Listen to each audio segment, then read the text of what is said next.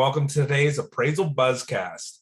If you aren't already subscribed, make sure to do so below and you'll get notified as soon as we post our latest episodes. I'm Jim Morrison. Today we have Joan Trice, CEO of Allterra Group, and Bryan Reynolds of Appraiser eLearning. And we're going to discuss something that every appraiser is going to need to know in the new year, and that's the new Ansi standards of measurement. Joan, I'll hand it over to you.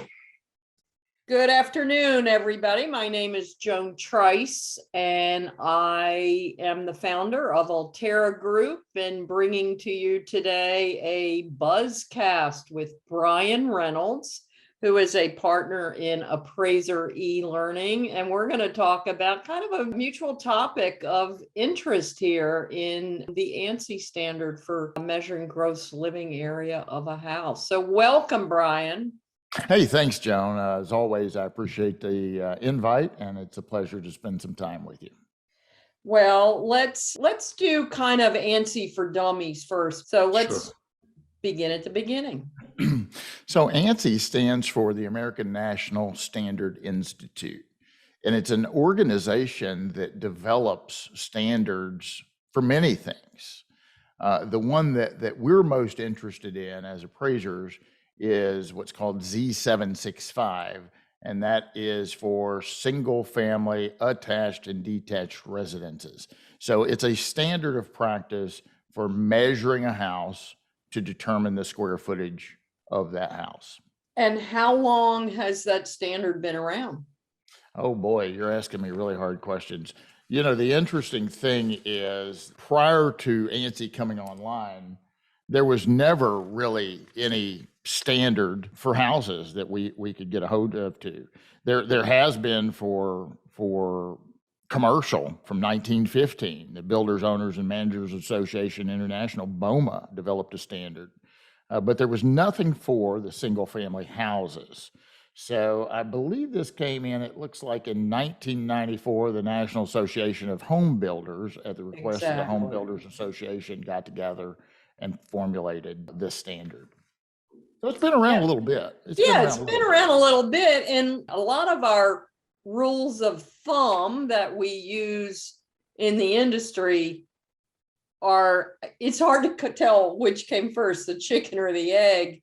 Did the rules of thumb grow out of the Ansi standard, or did the Ansi standard become formalized around those rules of thumb? Either way, there is a standard. And by the way, I don't even know if you know this, Bryan, but the Collateral Risk Network, also that I'm a founder of, and it is now a nonprofit, actually adopted the standard or endorsed the standard about a month or so ago.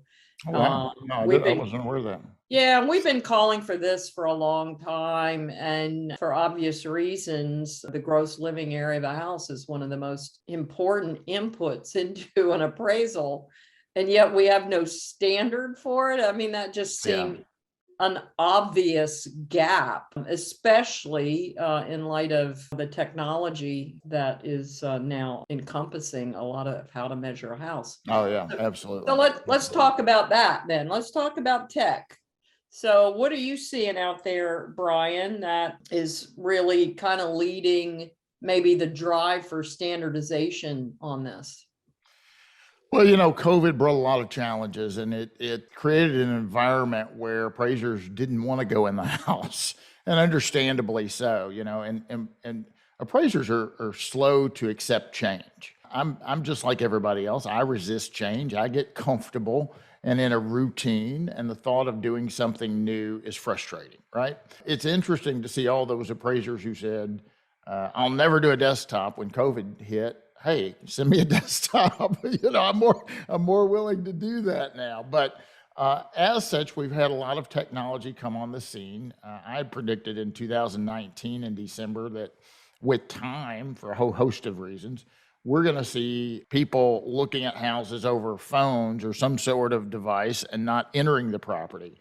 And I didn't know we'd have a pandemic for that to happen, but now there's technology where you can sit back at your desk. I know Incenter has one called Remote Val. It's pretty interesting, where you can send a trainee out and they can measure the house using a smartphone. I know John over at class, John was gracious enough to come here to my little town and demonstrate their technology on measurement.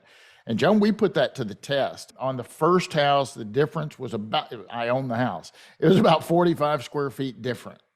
And I wouldn't let him in the basement. And so there were probably a couple of reasons. The second house we did, which was more complex, I had the first house, my certified appraiser measured it, my trainee and I measured it, and then John's fancy thing did it. And we were, about 45 feet was the biggest variance. On the second house, which was about a 2,700 square foot house, I think, the difference between my certified appraiser going around measuring that house and going upstairs and measuring, and John's little scanning software was 9 square feet.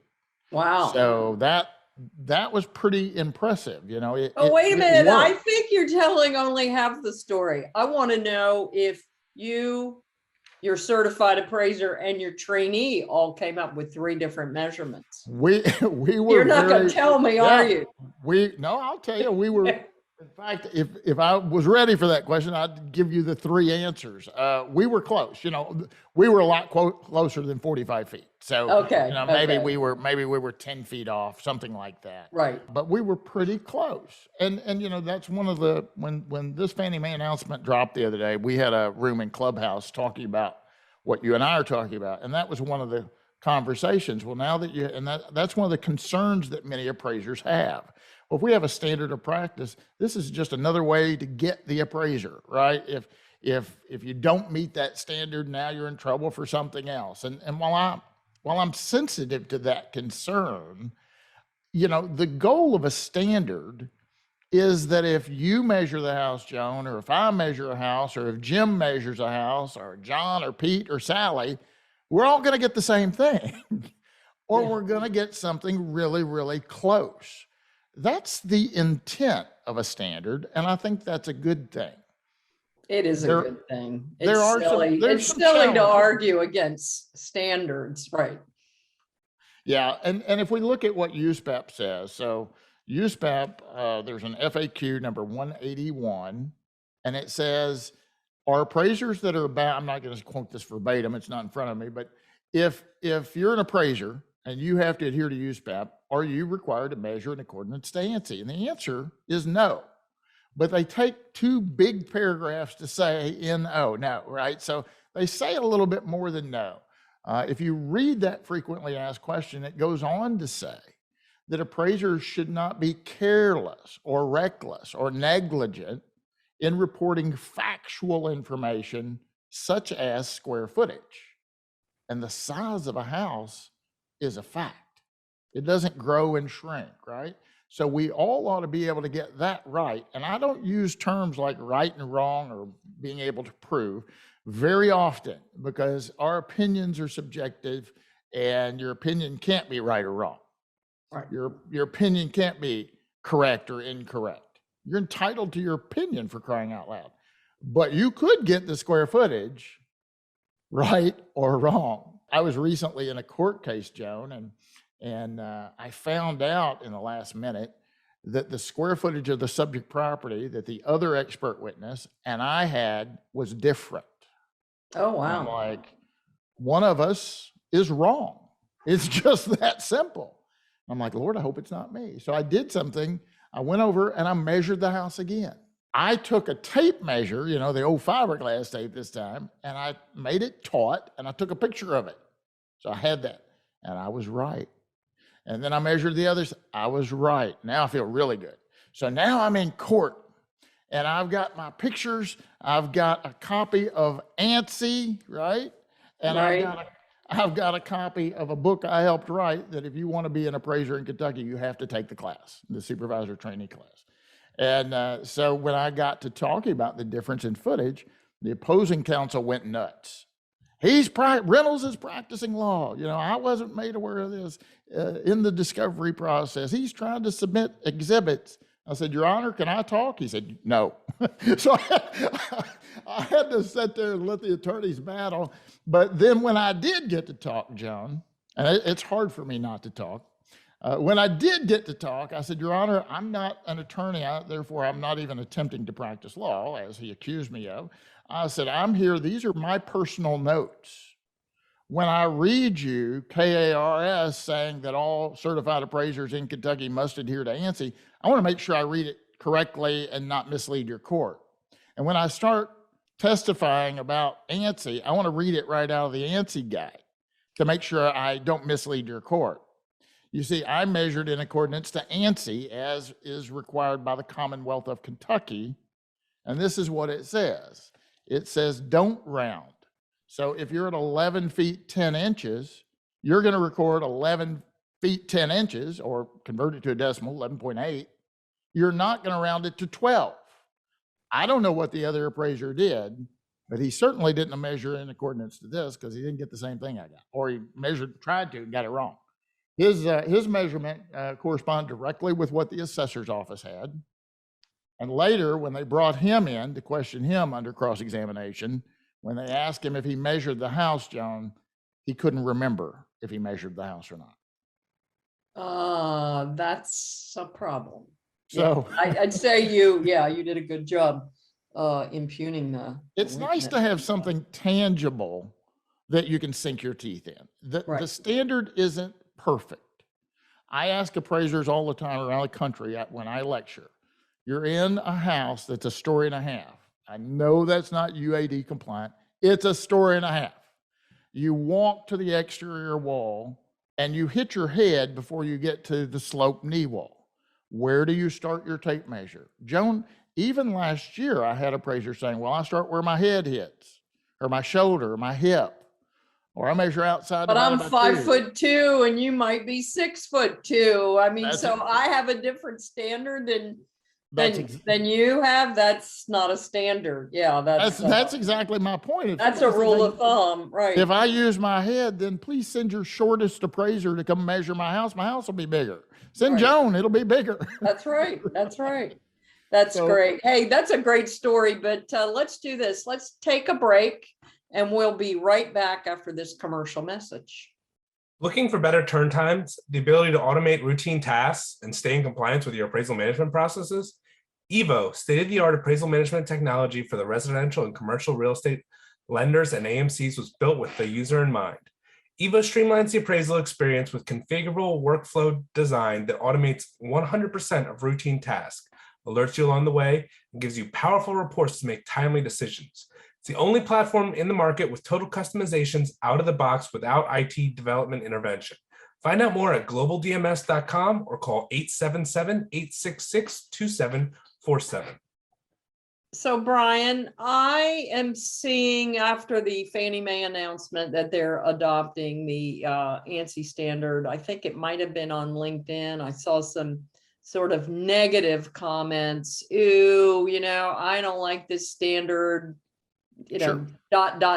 fill in the blank. And, one of the most obvious ones, in fact, I actually have had a conversation with at least one of the GSEs about this problem, is in the beginning, now that we've drawn a line in the sand that you must use this standard, you've got public record data and MLS data that does not follow the standard. So there's going to be discrepancies in the data until we bring the rest of the world and stakeholders on board. You want to comment on that or any other challenges you might see here? Yeah, absolutely. First of all, somebody brought this up in Clubhouse and nobody else requires it. Nobody else uses it. And that's not actually true. My little bitty town here in Western Kentucky, the MLS created MLS rules. And this was amended in 2017, Joan. So it's been around for a little while. And it says the listing agent and/or broker are responsible to assure all residential listings are measured using the ANSI measurement method. That's significant. That is significant. So it doesn't take an act of Congress then. It just literally, That MLS has agreed that their agents better make sure that their listings are measured. Now, it doesn't say the agent has to measure it, Right. but it says they have to insure it. And it goes on to say square footage per PVA. In Kentucky, we call them PVA. It's your assessor's office. So square footage per assessor is prohibited in the MLS. Oh, So you interesting. can't use the public record for that. But the concern is valid. I understand that. This is an area where I would plead to Fannie Mae, give us your data, right? I mean, I know their collection of our data was not intended as a database for appraisers. I get it. It's for the review mechanism. But boy, this would really be an opportunity to help everyone. If we got the keys to the back door and we could go in and we could see, because more than likely the comps appraisers want to use, comp 1, 2, 3, 4, 5, Fannie Mae probably has the data from the appraiser that appraised those comps. Well, exactly. So, I mean, Bryan, so what's going to have to happen? And it's not that impossible. I qualified not that impossible. That's even an absurd statement. And I've said this from the beginning. I mean, it just regardless of whether we're talking about square footage or just other features of the home, when an appraisal is uploaded to UCDP, there really, to the best of my knowledge, there is no mechanism for reconciling conflicting data. And so now there really does need to be, because my concern from the beginning of UCDP is, and it really was with respect to gross living area. If I measure the property and I know I'm right, and I know the public record data is wrong because maybe they added an addition to the house that was and it was a rather large gap, that because I know what that house is, but others are using the number from MLS, I am now the outlier. Right. And there's a preponderance of data that says it's X, and I say it's X plus 500 feet. I'm going to get the letter that says you're deficient. Yeah. And so there's got to be a process here to reconcile conflicts in data, whether it's square footage or room count or anything else, frankly. Yeah, it would be nice that we would be able to share that information on a peer-to-peer exchange, if you will, so that we are trying to do a better job. And I think that we would all agree, when you have better data, you can make a better decision. I think that's just common sense, right? So if we could get the keeper of the data to share some of those physical characteristics of those comps, then that would eliminate the problem that you mentioned earlier, right? Of having that. And Fannie Mae has addressed that in their little fact sheets to let folks know what we're talking about as far as Fannie Mae. On December the 15th, Fannie Mae sent out an email. I was teaching a class and checked my email on a break and saw it. You probably had a little party, little dance in the middle of your class. Well, no, I did not do that. But they've announced that they're going to utilize the American National Standard Institute square footage method for calculating effective April 1st. So you got a little bit of time. It's not today, but effective April 1st, appraisers that are appraising properties where the loan will ultimately be sold to Fannie Mae must adhere to Ansi.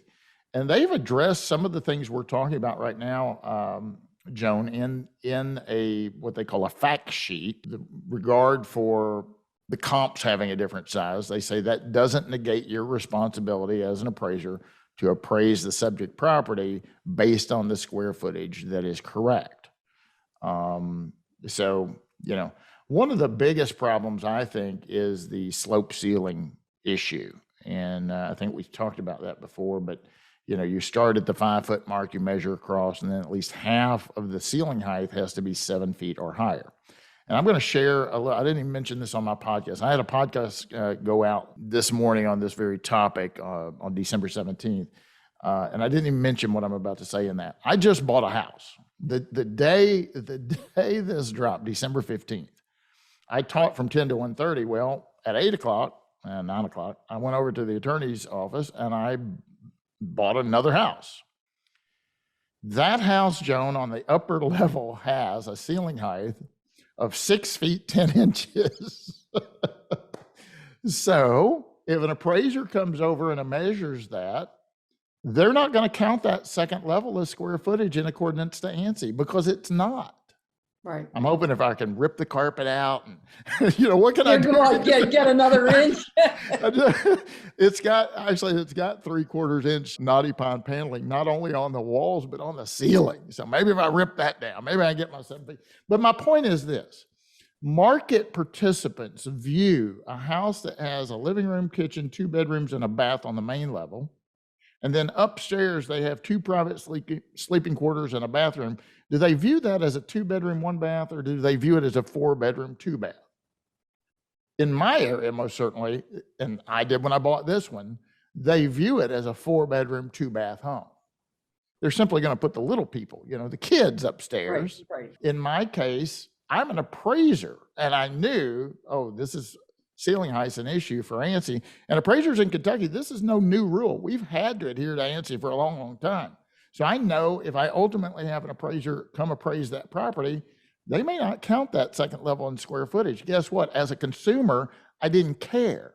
As a consumer, I still bought the house.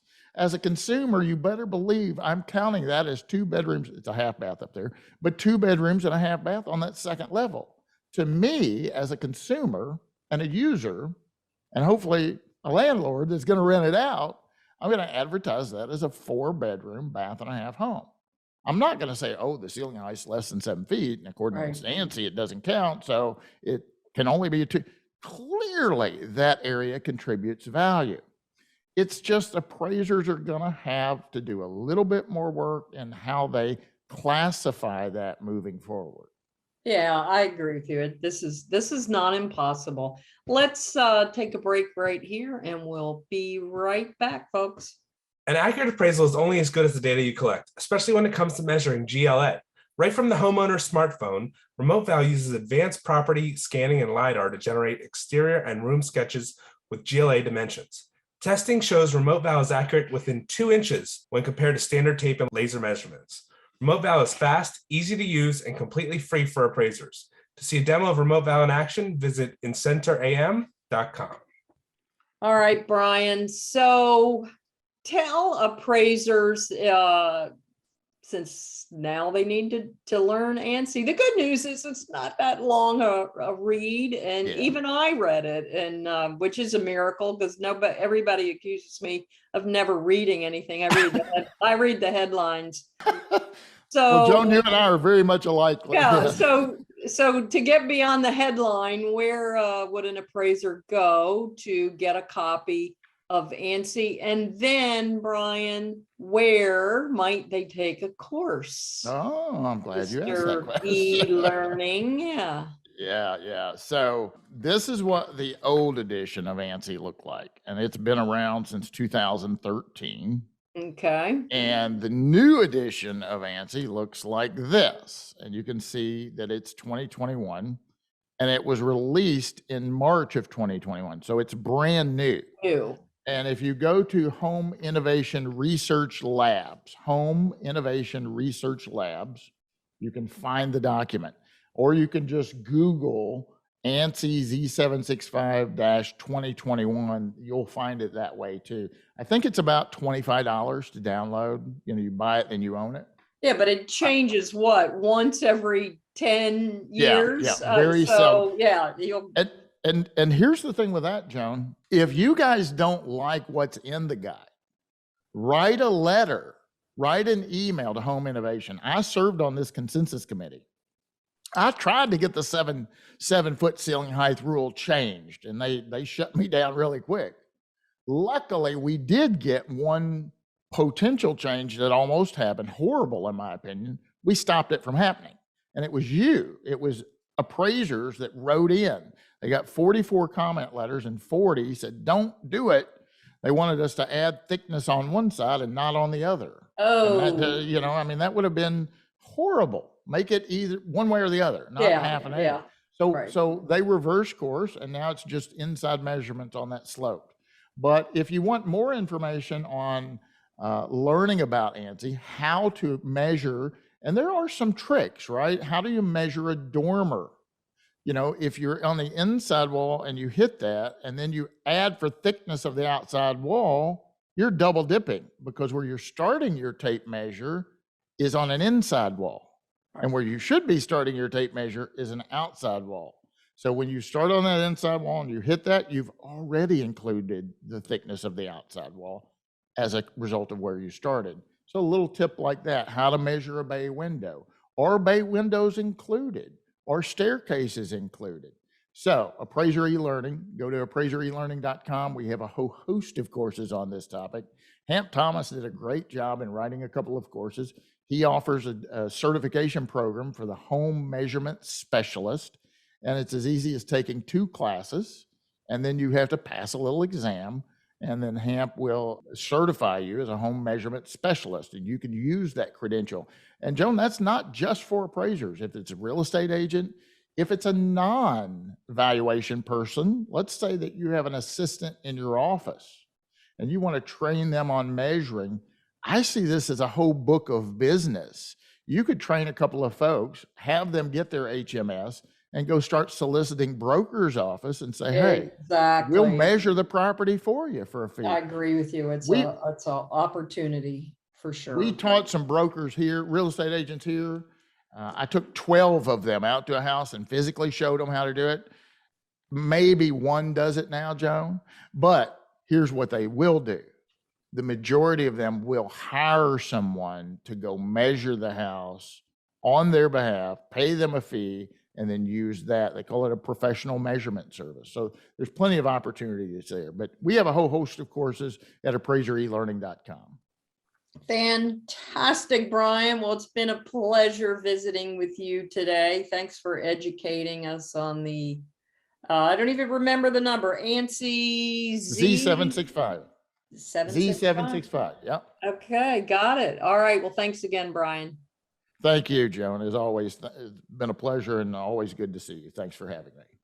When was the last time you wanted to work more for less money? The appraisal industry is headed that way, and you have to do more for the same money, and now you have less time for yourself. DataMaster can change that. With their easy-to-use software, DataMaster lets you spend more time analyzing and less time typing. Plus, you get more information than the other data import products. Head to www.datamasterusa.com/buzz for more information and to learn how you can save an hour per report. Well, thank you everyone for joining us for today's Buzzcast. Thanks to Bryan for joining us and giving us his valuable insight on Ansi and what it means for appraisers. And thanks for all of our listeners and sponsors who help make this possible. If you have any topics you'd like to hear us talk about, reach out to us at info@appraisalbuzz.com. Thanks and have a great day.